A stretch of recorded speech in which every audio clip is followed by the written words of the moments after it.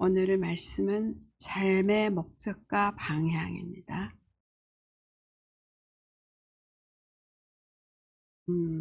말씀은 빌립보서 1장 12절에서 18절까지 말씀을 한 목소리로 합독하겠습니다. 빌립보서 1장 12절에서 18절까지를 한 목소리로 합독하겠습니다. 형제들아, 내가 당한 일이 도리어 복음의 전파에 진전이 될 줄 너희가 알기를 원하노라. 이러므로 나의 매임이 그리스도 안에서 모든 시대 안과 그 밖의 모든 사람들에게 나타났으니 형제 중 다수가 나의 매임으로 말미암아 주 안에서 신뢰함으로 겁없이 하나님 말씀을 더욱 담대히 전하게 되었느니라. 어떤 이들은 투기와 분쟁으로, 어떤 이는 착한 뜻으로 그리스도를 전파하나니 이들은 내가 복음에 변증하기 위하여 세우심을 받은 줄 알고 사랑으로 하나 그들은 나의 매임에 괴로움을 더하게 할 줄 생각하여 순주하지 못하게 다툼으로 그리스도를 전파하느니라. 그러면 무엇이냐? 그치로로 하나 참으로로 하나 무슨 방도로 하든지 전파되는 것은 그리스도이니 이로써 나는 기뻐하고 또 기뻐하노라. 아멘.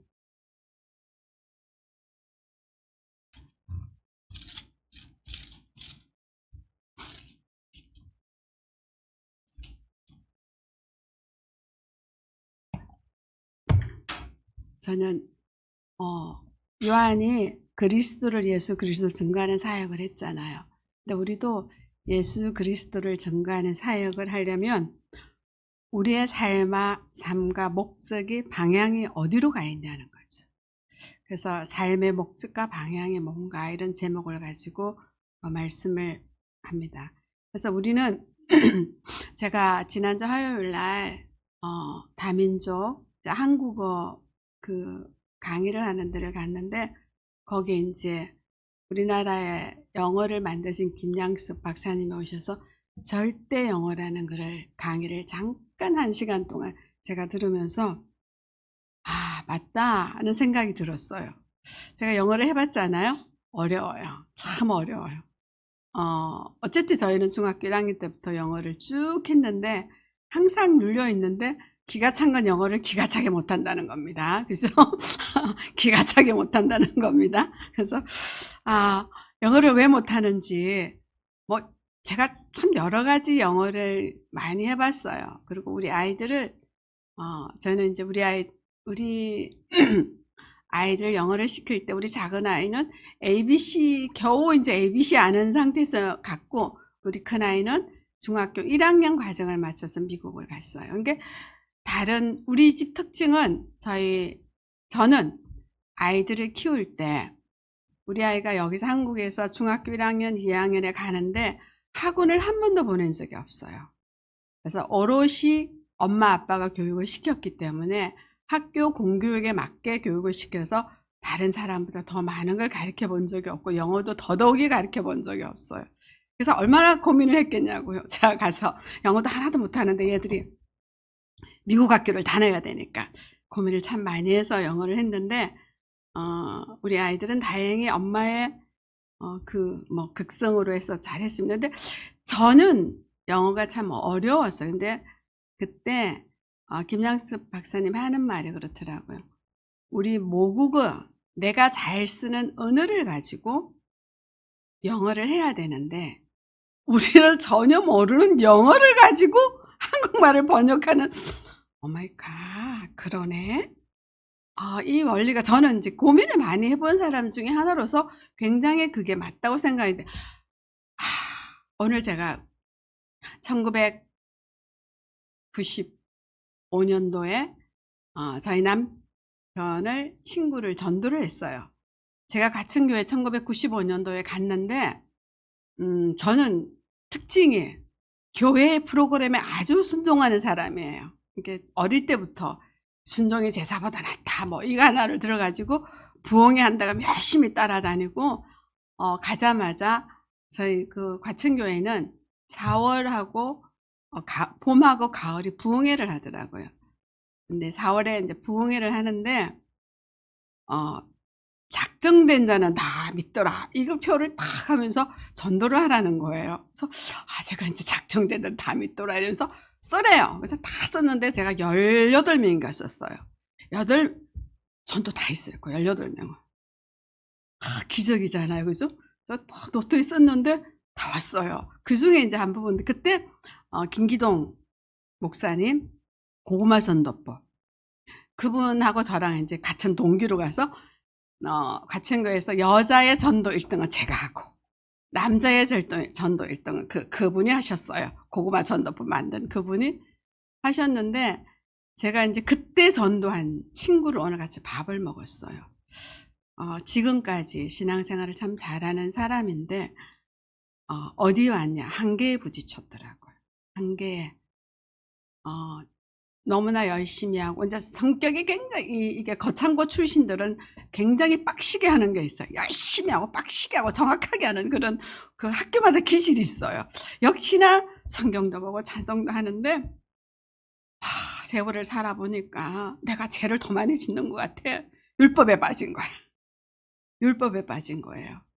그래서 왜 내가 하나님한테 나가야 되는데 하나님의 나한테, 내가 자세가 나의 이 모습으로 하나님한테 가서 하나님의 음성을 들어야 되는데, 우리는 하나님을 믿으면 내가 좋을 거야, 이걸로 똑같은 영어의 원리랑 같은 걸로 되어 있대서 한계가 있지 않았나는 걸 제가 발견을 했어요.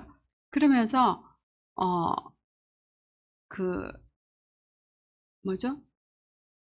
모세가 10가지 기적과 이적을 할 때 애굽에서 신이 80가지래요. 80가지 신 중에 이제 그들이 섬기는 신을 가지고 재앙을 내렸는데, 제가 그 말을 들었어요.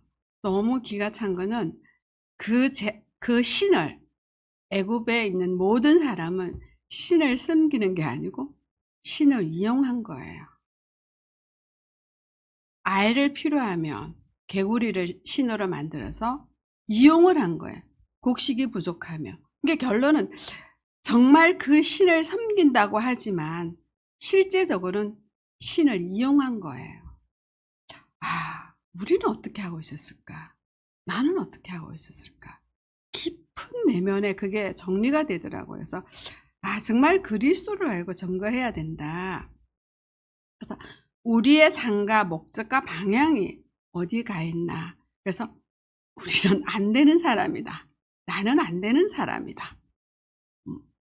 내 기준으로는 아무리 하려고도 안 돼요. 될 수가 없는 사람이에요. 우리가 하나님을 어떻게 알겠어요? 그래서 알 수가 없어요. 정말 그래서 지난주에 목사님이 막 하신 대로 깜짝 놀란 거 뭐냐면, 첫 번째, 우리는 왜 안 되느냐.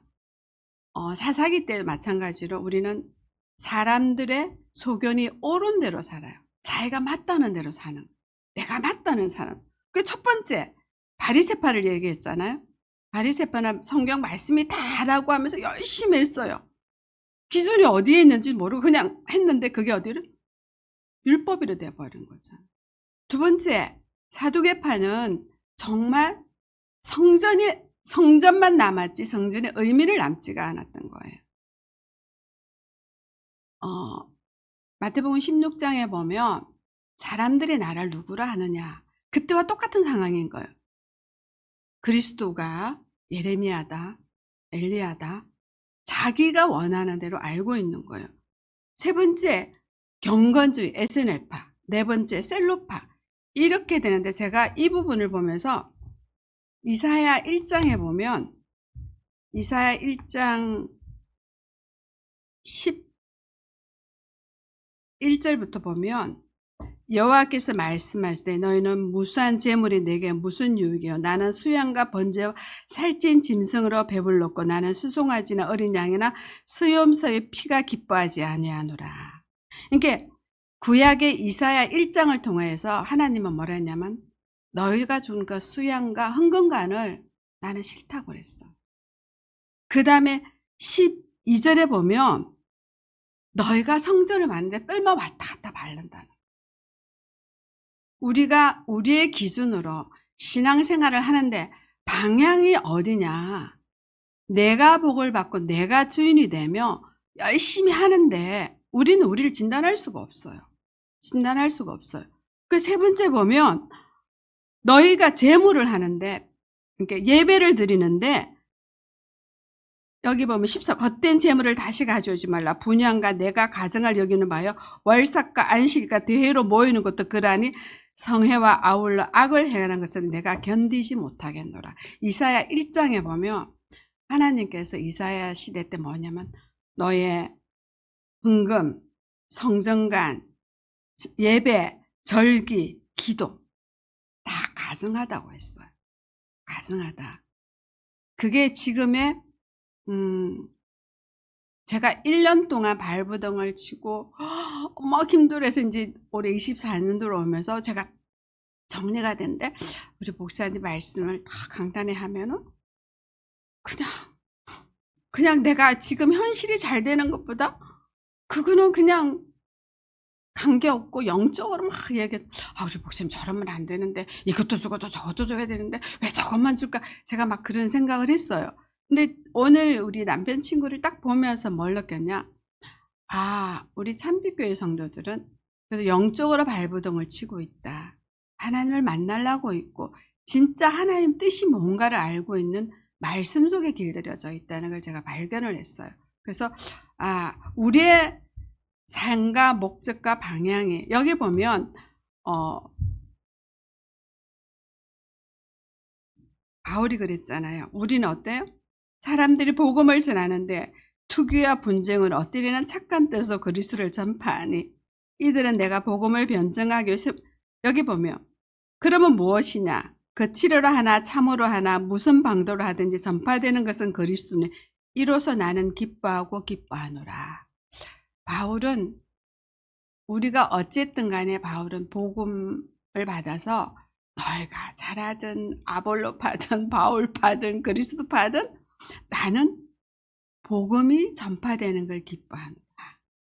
우리가 할 그리스도 증거할 부분의 정신이거든요. 그러면 두 번째, 우리는 이걸 하기 위해서 광야를 가라 그랬잖아요. 광야.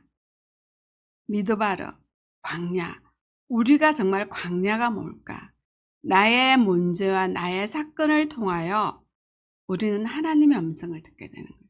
그러니까 구약에 보면 성경의 인물들은 다 하나님의 광야를 나간 거예요.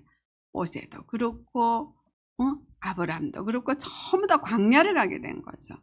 광야에서 누구를 만나나? 하나님의 음성을 듣는 거예요. 그래서 두 번째, 하나님의 음성의 본질을 알 수 있는 방법이 뭘까? 제가 막 이렇게 다 썼어요. 근데 뭘 썼냐면 하나님의 음성을 듣는 방법. 우리 목사님 기도를 딱 들어보시면 거기서 다 나와요. 제가 우리 목사님 기도할 때마다 며칠 전부터 한 달 전부터 맨날 썼어요. 목사님 기도할 때 막 썼어요. 근데 단어가요 여러 가지가 아니에요. 제가 한번 나열해 볼게요. 첫 번째, 하나님의 뜻을 이루는 복된 삶을 되게 하옵소서. 정말이에요. 제가 이걸 정리하면서 우리 목사님 기도가 새벽 기도, 수요 기도, 어떤 기도에 항상 나오는 게 하나님의 뜻을 이루는 복된 삶. 하나님의 뜻이 이루어지게 하옵소서. 그 뒷구절은 다 달라요. 근데 하나님의 뜻을 이루는 복된 삶. 정말 우리가 하나님의 뜻을 이루는 복된 삶을 살면 돼요. 뭐가요? 삶의 목적과 방향이. 두 번째, 믿음을 고백하고 말씀 따라가는 복된 삶을 살게 하소서. 한 번도 빠지지 않아요. 믿음을 고백하고 우리 진짜 이거 우리 기도문을 만들어야 될 것 같아요.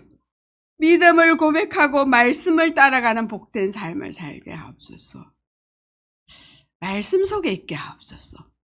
믿음을 따라가게 하옵소서. 이거 그냥 하는 말 아니에요. 굉장히 중요한 말이에요. 우리의 삶과 목적과 방향이 그리스도를 증거하는데 요한이 그리스도를 증거하러 왔잖아요. 우리가 그리스도를 증거하는 도구가 바로 이 목적이, 방향과 목적이 되면요, 성령이 증거를 해요. 뭐 할 때? 믿음을 고백하고 말씀 따라가는 복된 삶을 살게 하고. 세 번째, 하나님 나라를 이루는 복된 삶을 살게 하옵소서. 제가 여러 번 근데 쓰는데 우리 목사님 딱 정해졌어요. 한 번 더 하나님 나라를 이루는 복된, 세 번째.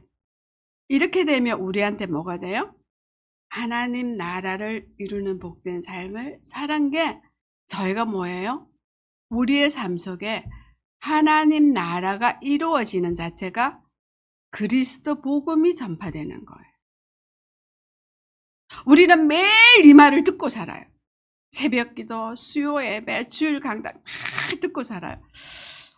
우리 목사님 말이 너무 빨라갖고 저는 이거 인지하는데 1년 걸렸어요. 내가 어떻게 하면 따라 써왔다니까. 저거 되게 중요한데 목사님 말이 워낙 빠르니까 막 제가 테이프 돌려가면서 따라 적은 거예요.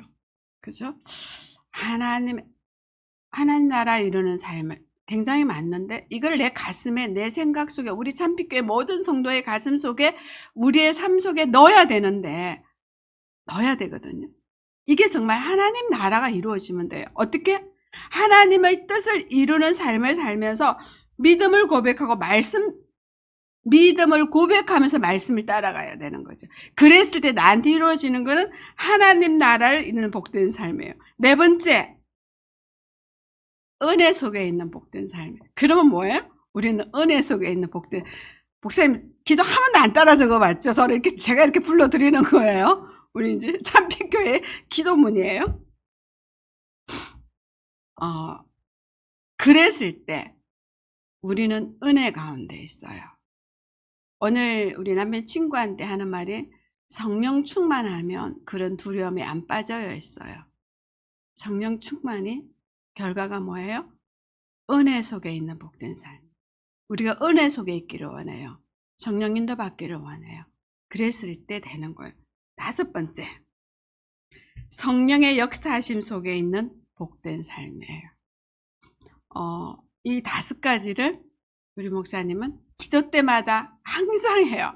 그래서 제가 이렇게 불러드렸잖아요. 이걸 쓰셔서 정말 이걸 한번 곱씹으면서, 그러면 우리의 삶의 목적과 방향이, 여기 보면 18절에 보면 무슨 방도로 하든지 전파되는 것 그리스도니 이로써 나는 기뻐하고 또한 기뻐하노라. 우리가 이렇게 삶의 목적과 방향, 우리는 이미 그리스도가 뭔지, 어떤 능력을 가지고 있는지, 우리의 근본 문제가 뭔지 알고 있잖아요. 알고 있잖아요. 근데 우리가 삶의 목적과 방향을 어떻게 가져가야 되냐? 헷갈려요. 뭐 이것도 맞는 것 같은데, 끝없이 매일매일 우리는 새벽 기도부터 이 기도를 들어요. 자, 맞아. 하나님의 뜻의 방향을 맞춰야 되고, 그 하나님의 뜻을 보면서 나의 자신은 믿음을 고백하는 거예요. 내가 믿음을 고백하는데, 가는 길은 뭐냐? 말씀을 따라가는 거예요. 말씀을 따라가는 거예요. 말씀을 따라가는데, 그 말씀을 따라간다는 게 뭘까요? 강단의 말씀을 하고 어떤 문제를 갖고 기도할 때, 그 기도할 때 말씀을 따라가는 자세를 움직이게 하더라고요. 저 같은 경우에는. 말씀 따라가는 게, 제가 이거를 막 연구하고, 맞아. 삶의 목적과 방향이 이거야. 이건데 하고, 그럼 말씀 따라가는 게 뭘까? 강단 말씀이 뭔데? 이걸 갖고 내가 한 가지를 기도할 때, 그 말씀에 따라가는 삶이 되더라고요. 그랬을 때 나는 하나님 나라가 이루는 거는 평안이에요. 샬롬이에요. 샬롬. 어떤 문제가 와도. 그죠? 그래서 그게 정말 은혜다. 이게 내가 받는 거 아니잖아. 은혜 하나님의 선물이라며요. 그게 뭐예요? 통틀어서 나는 성령의 역사심 속에 있는 사람이 되는 거예요. 그게 삶의 목적과 방향을 댄다. 그래서 목사님께서 지난주에 나는 드라마를 좋아해요. 속으로. 어머 나도 그런데. 우리 남편은 텔레비를 틀면 우리 남편은 어쨌든 50분 이상을 틀어요. 스포츠, 뭐 테니스, 축구 막 이럴 때 나는 어쨌든 드라마를 틀어요. 둘이서 나는 보면 드라마를 틀어. 내가 들어갔다 나오면 막 축구나 테니스가 돼 있어요. 제가 드라마를 보는 이유는 드라마 속에 사람의 삶이 있고 드라마 속에 창세기 3장이 있고 사람과의 관계가 있어요. 그래서 그 속에서 저는 많이 배워요. 그리고 드라마는 지금의 문화고 그 드라마를 통하여 세상에 움직이고 있어요.